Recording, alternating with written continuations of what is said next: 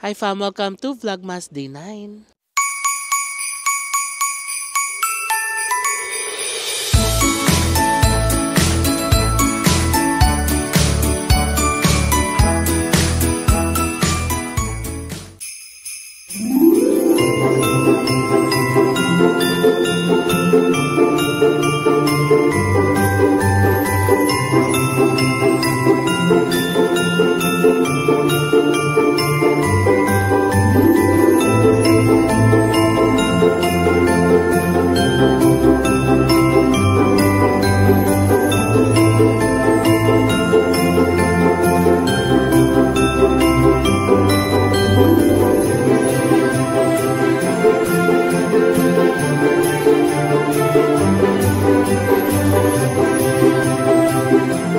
Good morning! So alas 6 na ng umaga ngayon and nakaayos na ako.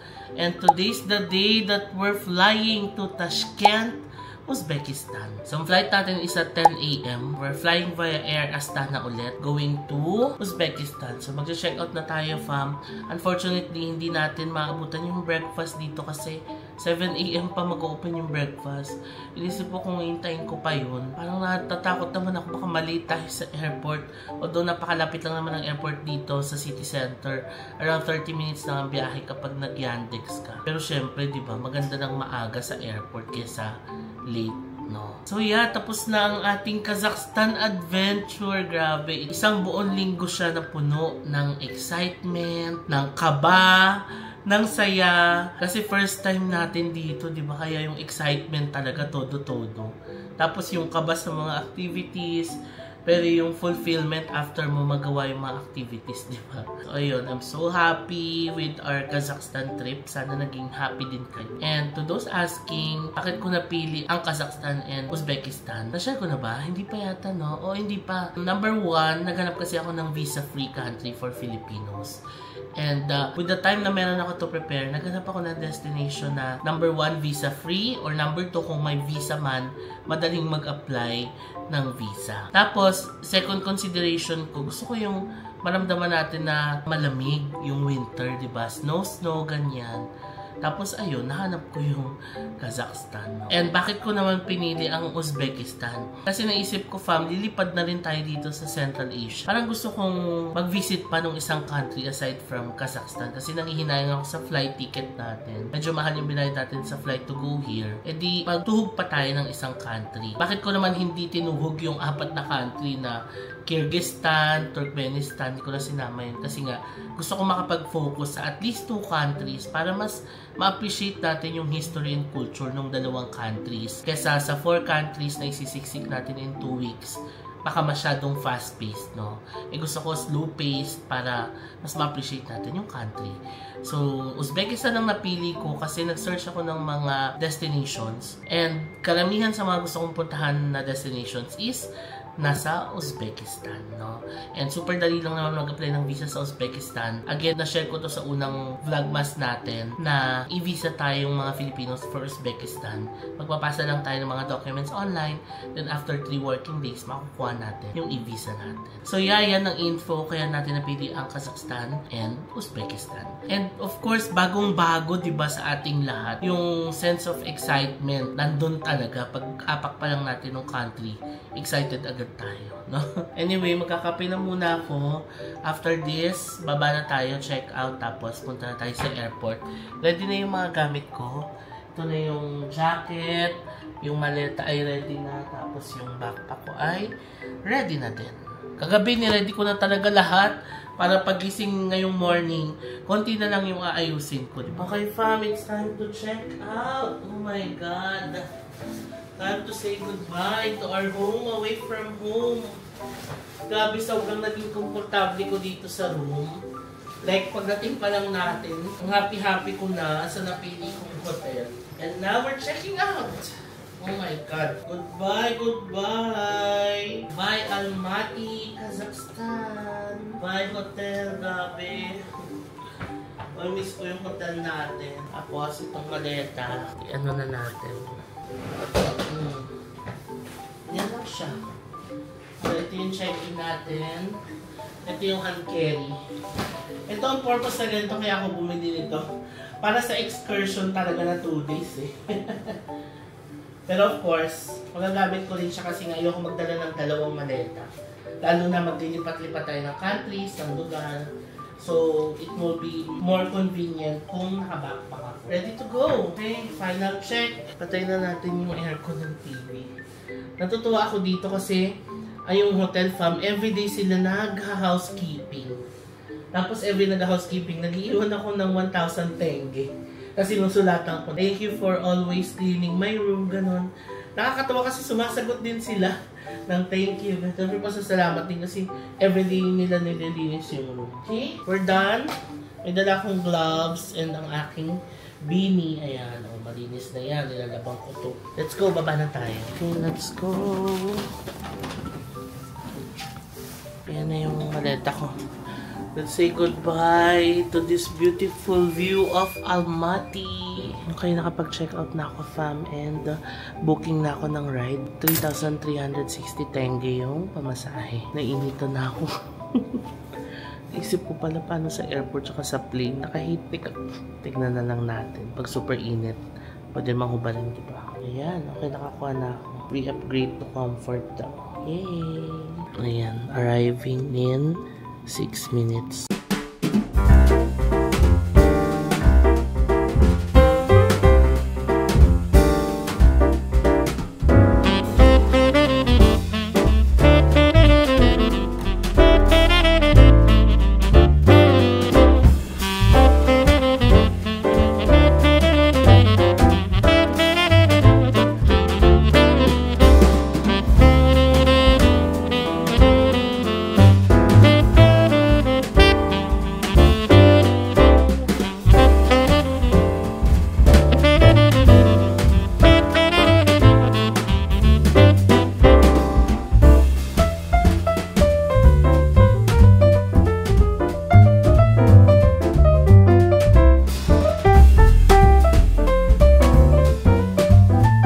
Nandito na tayo sa Almaty International Airport. Grabe, officially mag-e-end ng ating Kazakhstan trip. Ready na ba tayo to go to Uzbekistan? Yes, we're ready. Grabe, super saya ko dito sa Kazakhstan. And nakakasepangs din, no? Kasi 1 week din tayo dito and naging komportable na rin ako dito sa Almaty. But yeah, ganun talaga ang traveling. You always have to move on to the next destination, diba? So ayan, medyo snowy. Madulas ang daan dito kasi may snow pa. So 25 minutes ang biyahe from our hotel going dito sa Almaty International Airport. So yeah, goodbye Kazakhstan. I really had a great time here. Thank you so much. And yeah, we're ready to go to Uzbekistan. So tara na, pasok na tayo. Okay, nakapasok na ako, fam. Ayan, may Costa Coffee dito.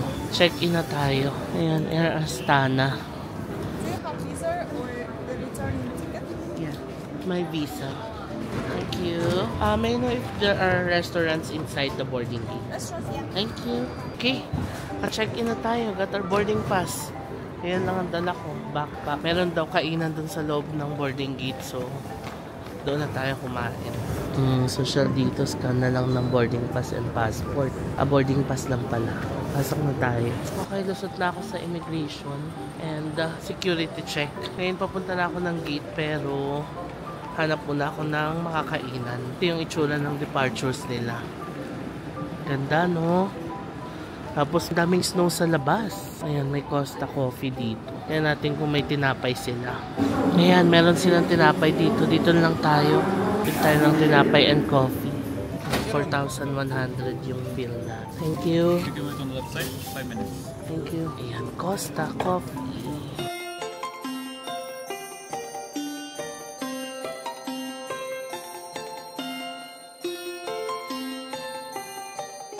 Okay, fam, nandito na tayo sa boarding gate and alas 8 na ng umaga ngayon. Hindi ko pa inuhubad yung aking coat kasi malamig pala dito. So yung lamig doon sa labas, nanonood dito sa loob. Kahit na may heater sila dito, ramdam mo pa rin yung lamig kasi -10 ang temp sa labas ngayon. May mga snow pa sa labas. Hindi pa natunaw na snow, no? So, ayun. 9:20 pa yung boarding time natin. So, meron pa tayong 1 hour and 20 minutes na waiting time dito. So, bili na ako ng coffee. O, ayan. Sa mga nagtatanong. Sabi na naninibago daw kasi hindi ako nakikita nag-ice coffee. Laging hot coffee. O, ito na. For a change, sige, nag-ice mocha ako sa Costa Coffee. Total na miss ko na ang iced coffee. Yun lang. Tapos pumili ako ng tinapay for breakfast. Ayan. Cheese borek. Yes. Ininit naman siya. Kainin natin. Parang wala siyang lasa.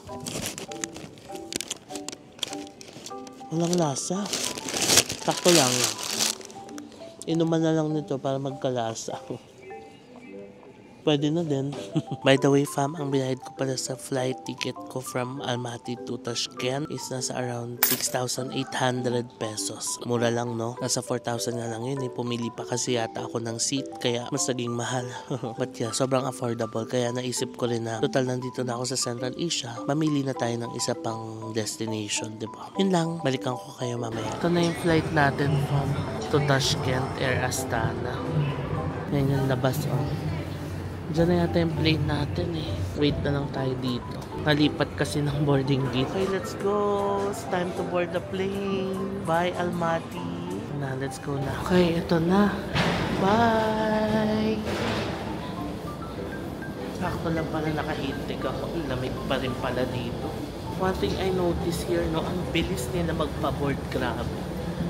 Like, sobrang bilis ng boarding. Okay fam, we made it. Nandito na tayo sa plane. Ayan. So, pumili ulit ako ng seat na pinakauna sa economy class para medyo maluwag yung ating upuan. Ayan. Ganyan kaluwag yung ating legroom, diba? 1 oras lang ang biyahe natin from Almaty to Tashkent. Ayan yung plane. Tapos, ito sa harap natin yung parang business class nila. Pero itong plane na nasakyan natin, wala siyang entertainment, no? Hindi kagaya nung unang Air Astana plane na nasakyan.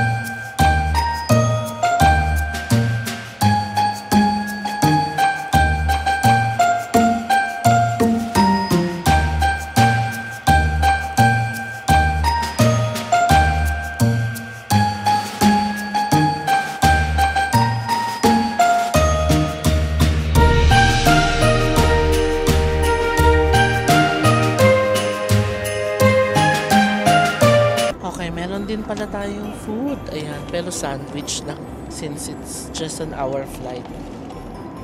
Chicken sandwich from Air Astana. Tapos may pa-water. Yeah. O, snacks lang. Refreshing napkin. Ay, may pa-chocolate din. Wow. Oh, Kazakhstan chocolate. Thank you, Air Astana. Okay, i-taste test naman natin ang Kazakhstan chocolate.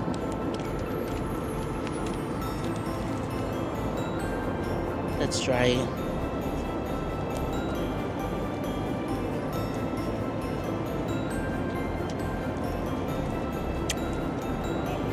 Sarap, parang nga siyang dark chocolate. Pero hindi super dark. I like it.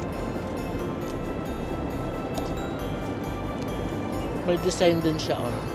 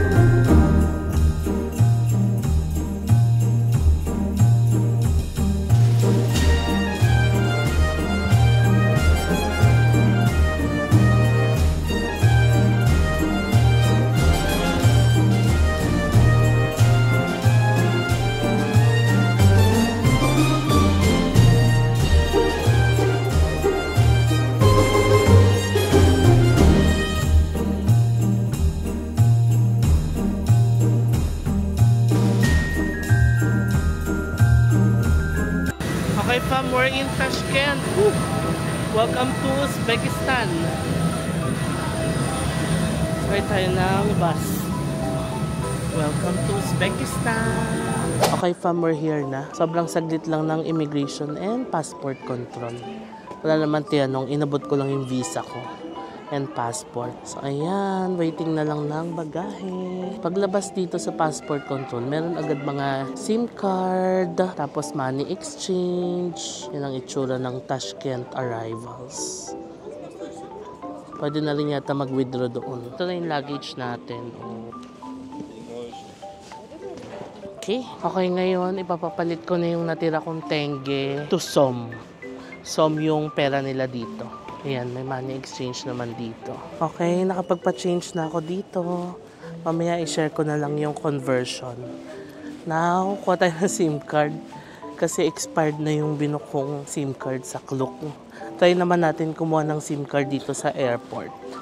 Para malaman natin kung magkano. Ayan, may nakita na akong SIM card dito. Okay na siguro yung 80 gig. Malaki na yun, no? 70,000 SOM.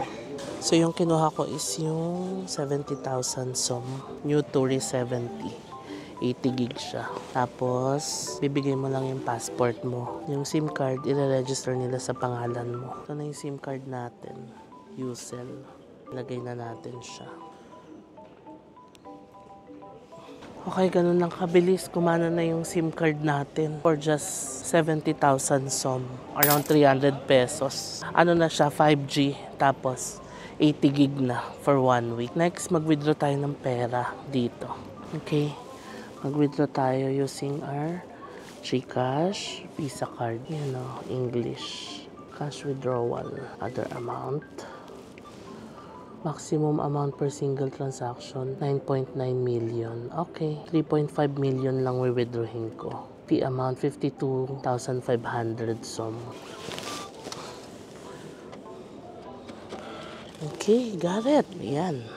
Okay, yung 52,500 SOM, nasa around 230 pesos. Yun yung withdrawal charge nila. Tapos, based sa Google rate, yung 3.5 million na SOM, 15,763.53. I-minus natin yung na-minus sa GCash account ko na 16,027.94.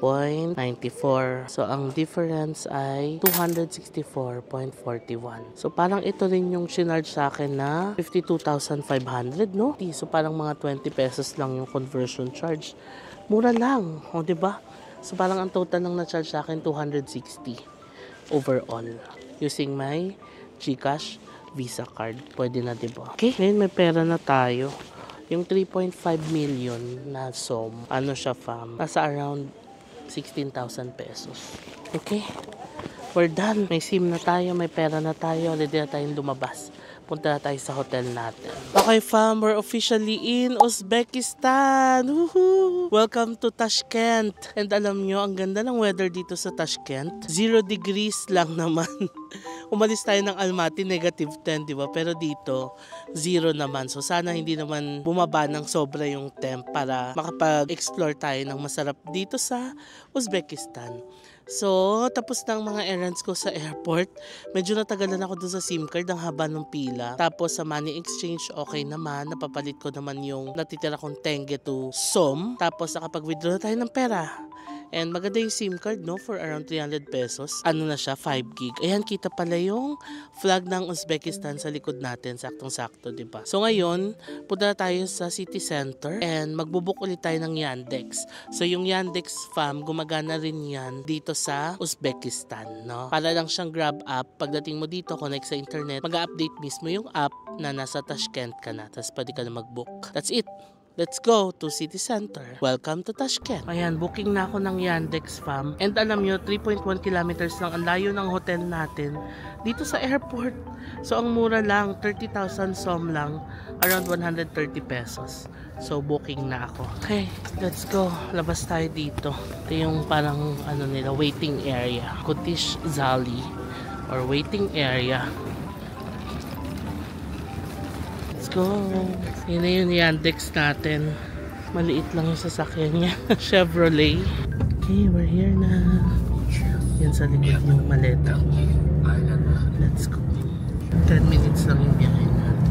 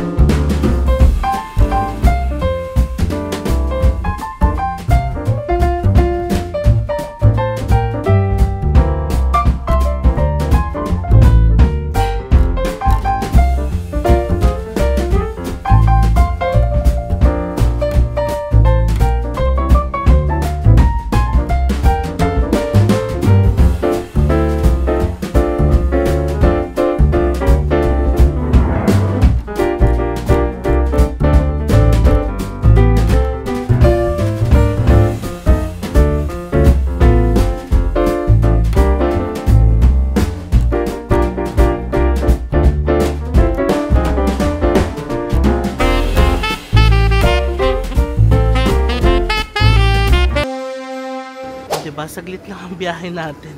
3.1 kilometers lang from the airport ang hotel natin. Ayan na ang hotel natin. Ang Sapiens Hotel. Ayan. Naghanap kasi ako ng may pinakamagandang reviews. No? Yeah, ito yung neighborhood natin. Oh. Ano to nasa harap natin? School. Ayan.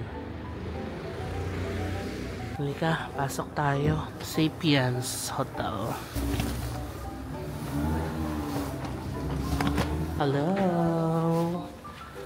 For check-in. Okay, third floor tayo.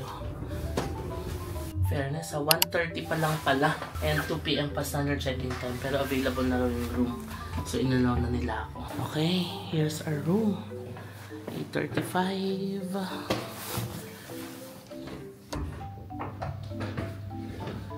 Wow, okay. Hello, hello. We're here. Ito. Okay.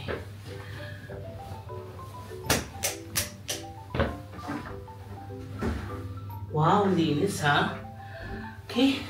Welcome to our hotel in Tashkent. Okay fam, we're here. Bumakat yung bini ko sa noo ko. Anyway, ito na ang ating room tour. So, the room is very simple pero ang ganda, di ba? Ay, okay. Ano to buksan?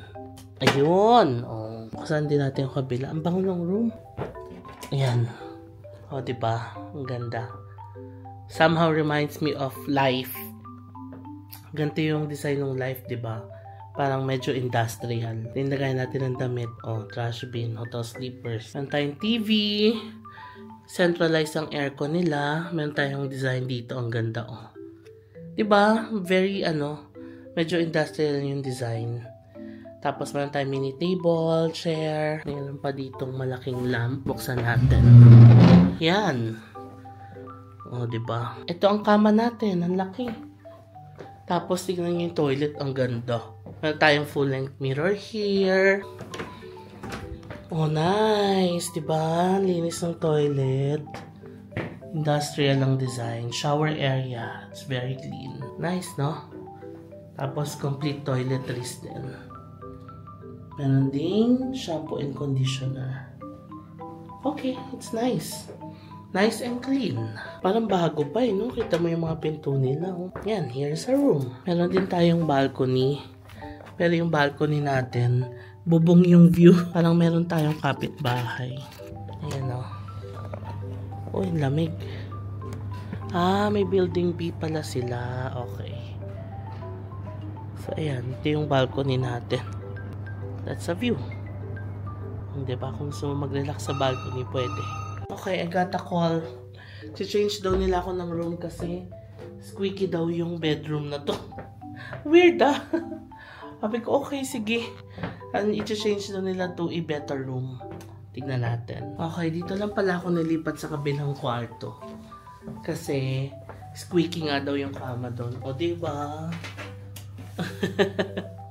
So, same lang din naman yung orientation. Ayan. Nalipat lang tayo ng kabilang room. Lagay ko muna kayo dito. Ayan. Pahinga muna tayo, fam. Saglit, maaga pa naman, 1:45. Magla-lunch tayo sa labas, pero pahinga muna saglit. Maganda ang weather ngayon, 0 degrees. Diba? Sa Tashkent kasi super lamig na. As in, -10 nung umalis tayo. So, dito, -0 degrees. Ayan. Kasi yung maleta ko, dito ko ilalagay. Kung namang matibay, di ba? Ayan. Yan siya. Para ito lang yung i-open natin yung ibabaw. Okay. Okay, fam. 2:45 na ng hapon and nakapagpahinga na ako. Ayan, nasettle ko na yung mga gamit ko. Pinasok ko lang isang chair dito para may patungan ng gamit. Nagpe-paste na ako ng mga files. And ito na yung maleta. O, diba? Sige, labas na muna tayo. Kain tayo ng lunch, gabi. Mag-alas 3 na. Gutom na mi. Let's go. Okay, we're out and about. O, diba? Ang sarap ng weather dito. Sa Almaty kasi sobrang freezing na. Dito sakto lang. Halika, kain tayo. Gutom na ako. Ayan na ang Tashkent. One thing na na-notice ko dito sa Tashkent, parang mas modern siya kesa kay Almaty. Isa din sa na-notice ko, parang karamihan ng sasakyan dito Chevrolet. Ayan. Parang yun ang majority. Ayan, nakalabas na ako sa main road. Tignan nyo, may mga autumn leaves pa dito. So, mas naunang nalagas yung sa Almaty. Kaya pala mas warmer siguro dito. Pero one thing I noticed, malinis din. Ayan. Lalakad ako ngayon papunta sa isang restaurant na na-search ko. Isa raw yun sa masasarap na restaurants dito. Ito may outlet store, oh. Climber. They have shoes, jackets, menswear, Nobel, home accessories. Galing ng mga binalot nila, oh. Merong supermarket, Geneve Market, 24/7. Sa labas may mga soft drinks. Tingnan nyo, ang cute naman ito. Is this a cafe? Kasi meron silang ganyan, oh. Cafe siguro or working office, ganon. Oh, ang cute tong mga dito, establishments. Tignan nyo, mas mukha siyang modern, di ba? Kung i-compare natin sa Almaty. Soft group. 30-minute walk yata yung sa kakainan natin. Coffee shop. Wow. Tignan nyo, puro Chevrolet. Ayan, Chevrolet. May mga palang snow dito, oh. So baka nag-snow din dito, no? Ito, cafe ulit. Ang cute, nakaganyan. Tapos ayun, kumakain sila ng croissant. So, ko i-try yan. Pero kain muna tayo. Ayan, may ATM dito. Bancomat. Tapos, yan yung bus nila. Yung bus nila, electric na din, no? Galing. Ganda naman dito sa Uzbekistan. How nice. Kaliwa na tayo dito. Doon pa sa dulo yung kakainan natin. Ang layo pala pag nilakad, no? Ayan na. Tingnan nyo, may mga autumn leaves pa. Uzbekistan Airways.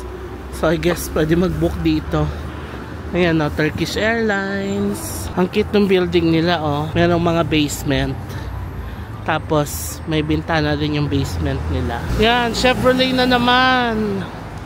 Ba't kaya puro Chevrolet dito, no? Ang ganda dito, oh. I guess itong mga ito, apartments ito, no? Ayan, oh. Tahimik naman dito. Tignan niyo, fam, walang katao-tao. Ako lang yata naglalakad. Maybe because it's a work day. So yung mga tao busy sa pagtatrabaho. Lapit na yata tayo sa kakainan natin. Okay, we made it. Dito tayo kakain, fam. Sa Besh Kozon. Isa daw ito sa mga masasarap na restaurants dito sa Tashkent. Okay, let's go. Ito siya, pasok tayo sa Besh Kozon. Wow! Ito yung restaurant sa loob. Simple lang siya. Okay, naka-order na ako, fam. And ang specialty nila dito ay love. Yun ang specialty ng Uzbekistan. So, yun dapat ang ating first meal dito sa Tashkent. Umorder din ako ng salad. Actually, in-offer niya. Parang usually kasama talaga yung salad sa in-order. Tapos juice. Orange juice na may mint. Yeah, let's try the salad. Nakabalot pa, oh. Tomato salad yata to, eh. Ayan, oh. Let's try it.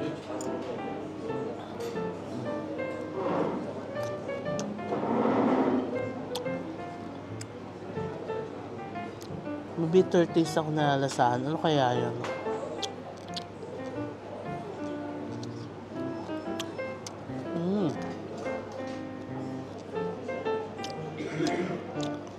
Parang maasim na bitter.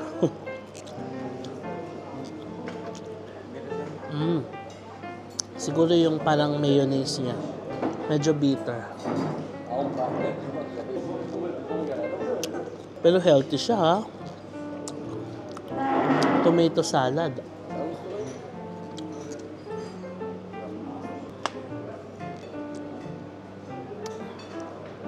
to? Zucchini. Napapalaban tayo ng salad dito, no?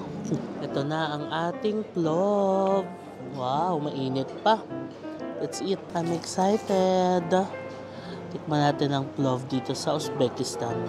Oh, init pa, oh. Ang dami rin niyang pasas. And carrots.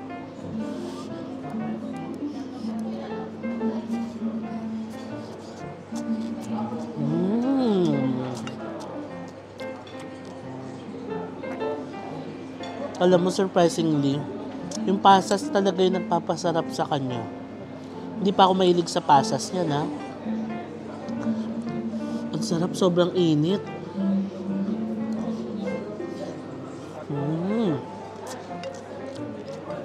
Hindi nalalayo yung lasa niya sa plov na nakain natin sa Kazakhstan. Pero feeling ko, mas masarap yung plov nila dito. Sarap. Manamis-namis siya dahil sa pasas. Tapos, sobrang lambot ng karne. Daming karne, oh.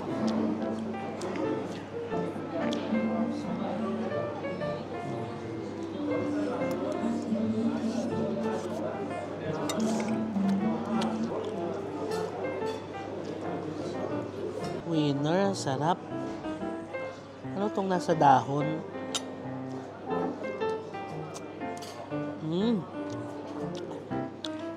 Parang sausage. Sarap ah. Ito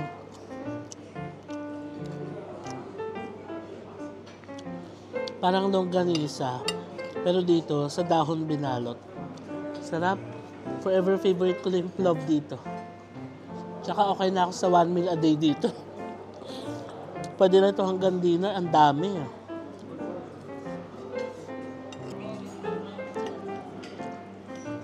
Ang sarap ng orange juice nila. As in orange, pigang orange talaga. Ayan o. Sarap, I love it. Tamis pa ng orange nila. Ayan, tapos na ako kumain. Sarap. Okay, from done with our lunch. Ang sarap. Ito siya. Besh Kozon. Ganda, no? Ang interior na simple lang. Halika, magbayad tayo dito. Yan ang cashier. Alright, done with our lunch. Grabe, ang sarap ng plov nila. And ang total bill natin ay 70,560 som. Mura lang, no? Around 300 pesos. May salad ka na, may plov, tapos may orange juice na napakasarap. So ngayon, actually wala akong itinerary for today. In-anticipate ko na pagod tayo sa biyahe from Almaty, lilipad to Tashkent, tapos mag-hotel check-in. Pero may energy pa naman ako, so bawasan natin yung itinerary natin bukas. Let's take off isang itinerary. Magbubook ako ng Yandex papunta doon. Kahit isa lang puntahan natin for today, para mabawasan yung itinerary natin tomorrow. Siniksi ko kasi bukas kasi nga in-anticipate ko na medyo pagod ngayon. Pero may energy pa naman tayo, so sige, tara. Magbubook ako ng Yandex. Punta tayo sa isang stop natin dito. Okay, habang naghihintay tayo ng Yandex, fam, alam ko na kung bakit puro Chevrolet ang mga sasakyan dito.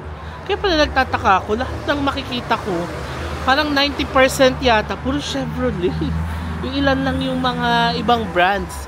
No, so, nung sinearch ko sa Google, dito pala ginagawa ang Chevrolet. So, dito nila minamanufacture yung mga pyesa ng Chevrolet. And also, may kinalaman din pala sa monopoly. No, so, yung government dito, kasi yung gobyerno ng Uzbekistan, parang nirequire yung mga tao, kung bibili ng sasakyan, Chevrolet lang yung bibilhin nila. Tapos, nag-impose pala sila ng malaking tax sa mga imported cars. Kaya yung mga tao, kung bibili ng sasakyan, hindi sila bibili ng imported kasi malaki yung tax. Kaya ang bibili nila, yung locally made dito, which is yung Chevrolet. Yun pala ang dahilan. Kaya over the years, dumami yung Chevrolet dito hanggang sa na-dominate na niya yung buong country because of the utos ng government, yung may monopoly issue. Ganun pala, no? Ang interesting, ngayon ko na nalaman, tapos nakita ko sa Google si Nas Daily. May ginawa siyang video about this na everybody has Chevrolet, ganon. Sa Uzbekistan. Tapos nalaman ko din na recently lang pala nag-open ang Uzbekistan sa tourist. Like it's been closed for how many decades. Tapos recently lang sila nagbukas talaga sa mga turista sa buong mundo. Di ba? Mamaya marami pa akong i-share na facts about Uzbekistan. Punta muna tayo dun sa isang tourist spot na pupuntahan natin. Tignan nyo fam, nagbuka ko ng Yandex. Chevrolet ang sasakyan. O di ba? Interesting, no? Dito na ako. Nga lang, maliit itong mga Chevrolet nila dito. Ang intimate with the driver. Katabi ko siya.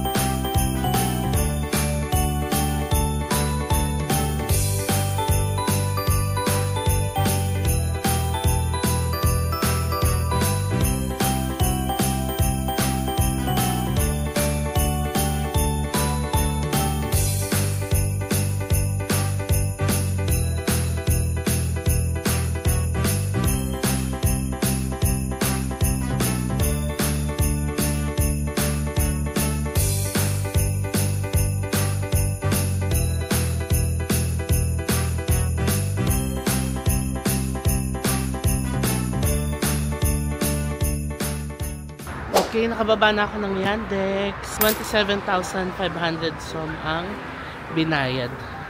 Tawid tayo doon sa kabila. Tignan nyo, ang ganda oh. Alam nyo kung ano to? University. Ganda. Okay fam, we made it to our first stop sa ating Uzbekistan tour. Nandito tayo sa Amir Timur Square and nasa likod natin ang Hotel Uzbekistan. Ito ang pinakasikat na hotel dito sa buong Tashkent and sa buong Uzbekistan. So itong hotel na to is considered a notable example of Soviet-style architecture dito sa Central Asia. Tulad siya fam ng Kazakhstan Hotel na pinakita ko sa inyo na Soviet-inspired din yung architecture. Ang design niya is like an open book shape. Kung makikita nyo, mukha siyang bukas na libro, diba? Tapos, 17 floors ang meron siya. And then, it was founded fam in 1974 during the communist era. Imagine, ilang years na rin ang nakalipas simula nung natayo siya. Kaya nung nagtitingin din ako ng hotel dito sa Tashkent, isa rin ito sa nakita ko. Pero tulad ng Kazakhstan Hotel, medyo natakot din ako sa interior niya kasi nga makaluma talaga siya. Although ginawa siya nung mga panahon ngayon as a luxury hotel, pero ngayon syempre nag-iba na siya dahil may kalumaan na. Pero yun naman yung charm niya, di ba? Yung kalumaan niya. So pwede pa rin kayong magstay dito at mag-book dito. Over 300 rooms daw ito and syempre, in-update na nila no, yung mga amenities. Pero nandun pa rin yung traditional Uzbek decor. And itong hotel na to fam ay may guest capacity na 900 people. O di ba? Akalain nyo, makakarating tayo sa Hotel Uzbekistan. So katulad nung na-share ko kanina fam, itong Uzbekistan pala has been closed to the world for how many decades. Tapos recently lang sila nagbukas talaga to tourists, no? And ngayon, pinaluwag talaga nila yung pagpasok ng mga turista. Gaya nating mga Filipinos, e-visa lang ang kailangan natin. As I've shared in my first Kazakhstan vlog, sobrang dali lang kumuha ng e-visa dito sa Uzbekistan. Maglalagin lang kayo sa e-visa.gov.uz, fill out nyo lang yung application form, mag-submit lang ng photo and passport bio page, magbabayad kayo ng $21.5 and marireceive nyo na yung e-visa nyo within 3 working days. Ganun lang kadali. Once ma-receive nyo yung e-visa, ipiprint nyo lang, yun na ipapakita nyo dito or sa immigration sa atin, di ba? And here are the fun facts about Uzbekistan. I'm so thrilled na pumunta dito kasi nung nalaman ko itong mga facts na ito, nag-decide agad ako na ito na ngayon, ito na yung country na pupuntahan natin after ng Kazakhstan. Number 1, alam nyo ba na nasakop ni Alexander the Great ang isa sa mga lugar dito sa Uzbekistan, ang Samarkand. Yung Samarkand, isa yan sa mga pupuntahan natin sa trip na ito. Sobrang excited ako dito kasi Samarkand is a UNESCO World Heritage Site. Tapos itong Samarkand fam, malaki yung ambag niya doon sa Silk Road na tinatawag. Mamaya i-share ko yung all about the Silk Road. Ayan, lumipat tayo ng angle para mas maganda at mas kita, no, yung Hotel Uzbekistan. So number 2, Uzbekistan has been ruled by Russia din, no, for nearly 2 centuries. So parang Kazakhstan din, Uzbekistan was part of the Soviet Union until they gained their independence then in 1991. So malaking part yung naging contribution ng Soviet Union dito sa Uzbekistan in terms of the building, culture, and history. Pangatlo fam, itong Uzbekistan ay puno ng World Heritage Sites. Isa na dyan ang Samarkand na i-visit natin, which was an important part of the Silk Road. Andyan ang Bukhara, pupuntahan din natin yan one of these days. Isa din yan sa mga part ng Silk Road, and Khiva. Pang-apat, o diba ang dami? Ang pang-apat, Uzbekistan has been an important part of the Silk Road. So ano nga ba ang Silk Road fam? Ang Silk Road was an ancient trade route na naglilink sa Western, Middle East, and Asia. So sa madaling salita, yung Silk Road ay ang daan na nag-uugnay sa Europa, sa Asia, at sa Middle East. Noong mga panahon na yun, as in matagal na panahon na, ancient times pa, ginagamit itong Silk Road, no, sa pagtransport ng mga products from Europe to Asia to Middle East. So yung Silk Road na yan, ito yung daanan mismo nila. So for example, yung mga taga-Europe magdadala ng mga products to Asia, dadaan sila doon sa Silk Road. So yung Uzbekistan, isang malaking part nito ang dinadaanan ng Silk Road. So pwede kayong mag-search yan fam sa Google, and may mga documentaries niyan about sa Silk Road. Isa sa mga magagandang documentaries na napanood ko about the Silk Road is yung kay Joanna Lumley's Silk Road Adventure sa Netflix. Hindi ko lang alam kung nasa Netflix pa siya ngayon, pero search yun, napakaganda nung documentary niya about sa Silk Road. Doon din ako nagka-interest, no, nung narinig ko na Uzbekistan was a big part of the Silk Road. Mas lalo akong nagka-interest na puntahan siya. Dahil nga, even before pa, alam ko na yung Silk Road, the history of the Silk Road. Tapos nung napanood ko pa yung documentary ni Joanna Lumley, mas lalo ako naging interesado sa Silk Road. Actually, hindi lang ako, pati si Papang. As in, dalawa kami nanonood na nung Netflix, no? Kaya, ayun fam, magandang i-search nyo rin yung history ng Silk Road if you are not aware of it. And lastly, according to my research, Uzbekistan daw ang may pinakamalaking population sa lahat ng countries in Central Asia. Ngayon, nasa over 32 million na raw ang population nila. So, yan ang mga facts about Uzbekistan, no? Kaya, nung mga nakita ko tong mga facts na ito, mas lalo akong nagka-interest talaga na puntahan ang Uzbekistan. Kasi para sa ating mga Pinoy, Uzbekistan is a country na hindi natin masyadong kilala or wala tayong masyadong info na alam because the country has been closed nga to the world for how many years, diba? Tapos recently lang sila nag-open. In fact, parang 2016, nasa 1+ million pa lang yung turista. And then nung 2023, lumaki na to 7 million. So ganun yung naging impact ng pag-open ng Uzbekistan sa buong mundo.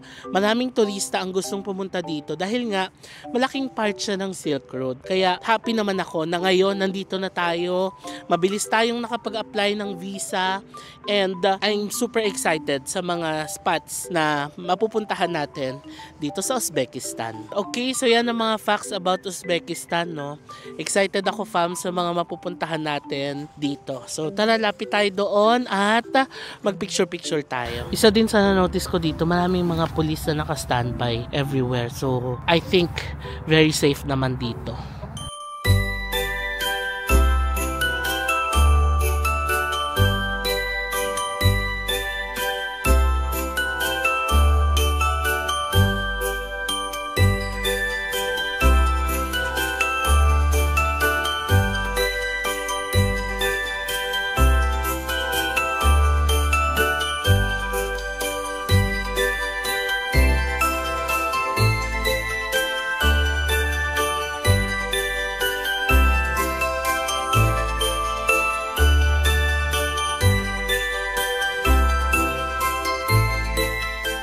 Okay fam, tapos na tayo dito sa Amir Timur Square and Hotel Uzbekistan.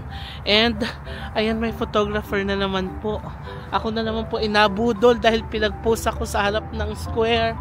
Ako naman, si posing naman ako. So picture siya. So ayun. Ay nako. Pero nag-avail ako kasi maganda naman yung kuha. Ang unang offer niya, doon naman tayo sa kwentong tawaran. Bali 60 photos, pero yung ibang photos naman, parang click lang ng click eh. Kaya yung maayos na photo, mga 20 lang naman siguro. Pero yun, 60 photos daw. Ang pinrest niya sa akin sa 60 photos, 600,000. 2,700 pesos. Ang mahal. Sabi ko, no. Di discarte ko, okay, I only get 10 photos, I will pay 100,000. So 600,000 at tinawaran ko 100,000. Magkano 100,000? 450. Kasi ilan lang naman yung picture na kukunin ko talaga. Ilan lang din yung maayos nung tinignan ko. Di ito na, ayaw. Binabaan niya ng 400. Ayoko pa rin kasi ang laki ng 400 Tapos ayoko taga pumayag, binaba ng 300. Talagang pinanindigan ko yung 100. Ayaw pa rin. Sabi niya, sige 200 na lang daw. Ayoko pa din. Pero yung 200 mga nasa 900 pesos. Ayoko pa din, parang namamahalan pa din ako. Sabi niya, sige 150 na lang. Ayoko pa din. Sabi ko 100. I'll only get 10 photos 100. Tapos sabi niya, okay, I'll give you all photos 130. O sige, gumuna ako sa 130.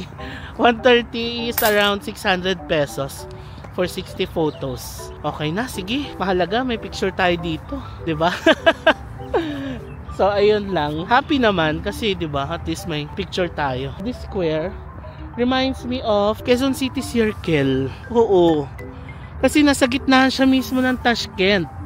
Tapos city center siya na circle. So para siyang QC circle sa atin. Kasi tignan nyo, ayan na yung papuntang Commonwealth, UP. Papunta doon, Visayas Avenue. Ganun yung feels niya. Tapos yung access, underground din. So parang pareha sa atin. Ayan o. Diba? Ayan fam, tignan nyo yung access so underground. Diba? Lakas maka Quezon City Circle. Halika na, punta na tayo ng UP. Ito yung underground niya. Malinis naman. Tapos may mga CCTV. So, safe naman, diba? Katawid na ako, fam. Dito ako umakyat, oh. Tapos, ito na ang Hotel Uzbekistan. O, diba? Para siyang isang open book talaga. Ganda, no? Nag-book na rin ako ng Yandex pabalik sa hotel. 31,000 som. Okay, saglit lang. Mga 5 minutes lang yung biyahe. Nakababa na ako sa hotel. Yan na ang ating hotel. Okay, halika na pa. Makita tayo sa taas. Grabe yung mga drivers dito sa Uzbekistan. Ang bibilis. Okay, we're here. Time check. 5:19 PM. Sakto lang. Aga tayo mag-rest tonight kasi aga natin gumising kanina, diba? Madaling araw, gising na tayo. May rooftop bar pala sa taas. Tingnan natin maya-maya. Pahinga muna ako sa liet. Sige, akit tayo maya-maya sa taas. Okay, fam. Time check. It's 7 PM. And try nating silipin yung rooftop bar nila sa taas. Let's go. Uy, ang ganda pala dito sa taas. And malamig. Ayan siya.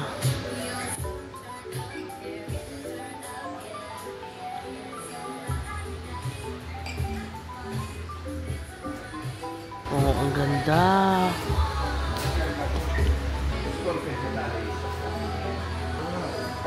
Tingnan natin dito.